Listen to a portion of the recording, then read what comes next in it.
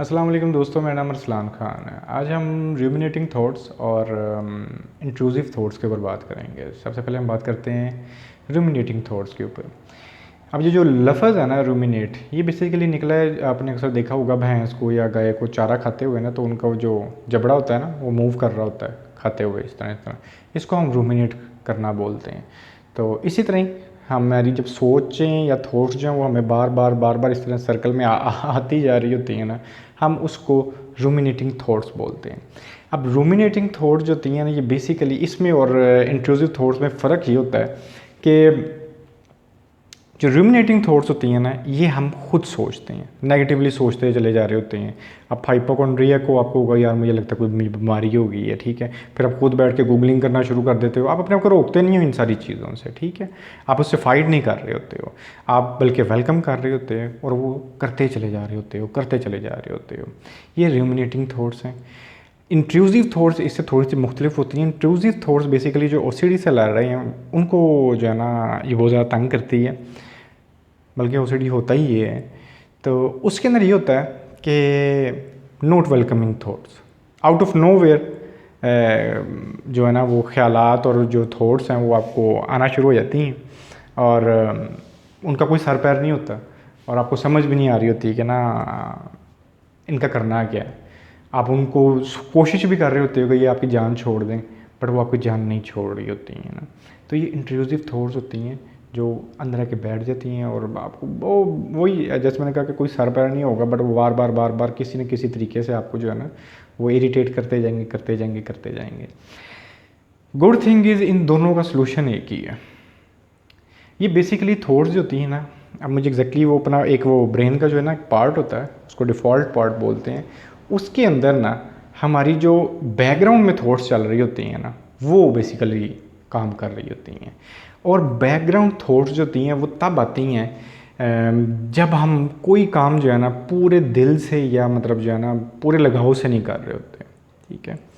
और वो जब आपको एक मैकेनिकल सी लाइफ जी रहे हो, आप कोई भी चीज़ मैकेनिकली कर रहे हो, जो डेली करते हो, आपको उसके अंदर इन्वॉल्वमेंट नहीं है, तो वो जो बैकग्राउंड की थॉट्स होती हैं ना, जो कि बेसिकली ये दोनों ही होती हैं, रूमिनेटिंग भी और इंट्रूसिव भी ना, तो ये एक्टिवेट होती हैं और ये आपको तंग करने लग जाती हैं।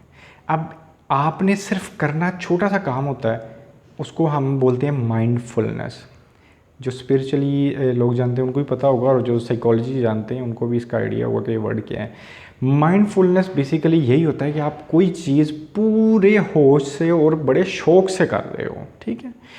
और अब हम जब इन थॉट्स के शिकार हैं, इंट्रूसिव थॉट्स हैं या रूमिनेटिंग थॉट्स हैं, तो हमने सिर्फ करना ये है कि कोई भी काम पूरे लगन के साथ, माइंड के साथ करना शुरू कर देना।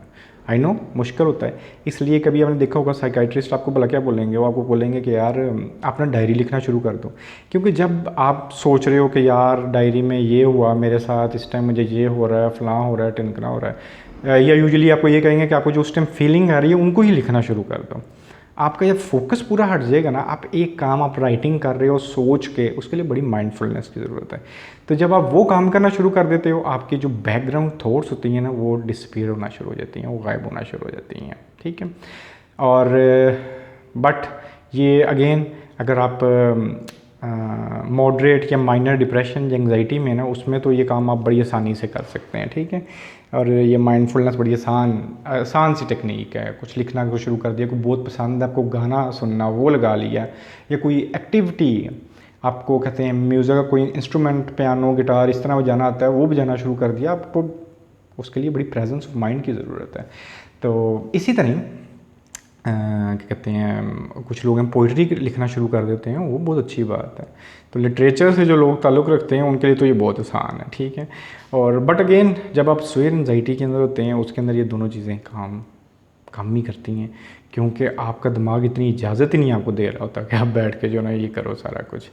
But still worth a try. Even आप स्वेयर एंजाइटी में भी हो, स्वेयर डिप्रेशन में भी हो, फिर भी आपको आहिस्ता आहिस्ता अपनी लाइफ के अंदर ये चीज़ें ऐड करनी होंगी जो कि आप पूरे दिल और पूरे मन से कर रहे हो, ठीक है। ये आपकी दोनों थॉट से जान छुड़वा देगा, ट्रस्ट में। बट ये जो अब टिप देने लगा हूँ ये है उन लोगों के लिए जो कि कुछ लोग होते हैं उनकी बहुत मैकेनिकल लाइफ होती है, ऑफिस गए, ये किया वो किया, और वो मैकेनिकल इस हद तक होती है कि शायद कोई ऐसा काम नहीं होता दिन में करने वाला जो वो शौक से कर पा रहे हों ना, ठीक है। तो वो सिर्फ इतना, माइंडफुलनेस बहुत आसान है। आप सिर्फ सुकून से बैठ के, पूरा यूट्यूब भरा पड़ा है गाइडेड मेडिटेशन से, ठीक है, कोई गाइडेड मेडिटेशन लगा लें, ठीक है, मेरे चैनल के ऊपर काफ़ी पड़ी हुई हैं, वो आपने सिर्फ लगा के आंखें बंद कर लेनी है, ठीक है। अब उसके अंदर होता है कि ये आपने सिर्फ सांस के ऊपर फोकस लेके जाना है, ठीक है, खाली ये वर्क नहीं करेगा, आपको दोबारा वो जो थॉट्स हैं आपको दोबारा घसीट लेंगी। गाइडेड का ये फ़ायदा होता है कि आपने कानों में लगाया, अब जिस तरह आपको मैं बोलता जा रहा हूँ कि चलो आप अपने ना शोल्डर्स रिलैक्स कर लो, आप शोल्डर्स रिलैक्स कर लोगे, आपको मैं कहूँगा अपनी बॉडी को रिलैक्स कर लो, आप बॉडी को रिलैक्स करना शुरू हो जाएगा, जो जो मसल स्टिफ हैं उनको है ना उनके ऊपर से प्रेशर हटा दो। अब जिस तरह वो बोलता जाऊँगा आप उस तरह करते जाओगे ना, तो ट्रस्ट में यही माइंडफुलनेस है। आप उसको सुनते जा रहे हो, उस आवाज़ पे आपका गौर है, सांस पे आपका गौर है, आपका जो दिमाग है ना वो पूरी तरह ना मतलब कहीं लग गया है। तो बैकग्राउंड थॉट्स जो हैं वो चाहे इंट्रूसिव हैं चाहे वो रूमिनेटिंग है, दोनों ही आहिस्ता आहिस्ता गायब होना शुरू हो जाएंगे। इसलिए जब आप इनसे स्ट्रगल कर रहे हो, डू गाइडेड मेडिटेशन और डू समथिंग जिसको आपका पूरा दिल करता हो करने के लिए, ठीक है। आज के लिए इतनी बात अच्छी लगे नीचे लाइक और सब्सक्राइब कर सकते हो। अल्लाह हाफिज़।